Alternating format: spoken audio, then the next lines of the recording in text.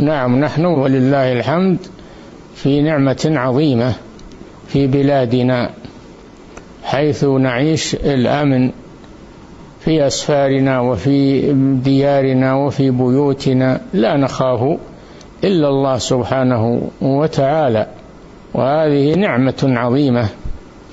الله جل وعلا ذكر بهذا فقال: فليعبدوا رب هذا البيت الذي أطعمهم من جوع وآمنهم من خوف.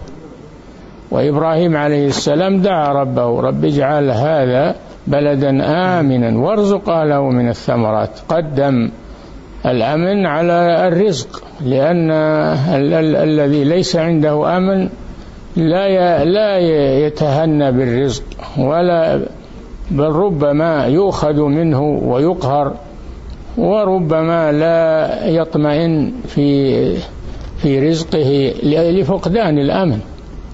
الله جل وعلا في هذا بين أهمية الأمن. أولئك لهم الأمن في الدنيا والأمن في الآخرة.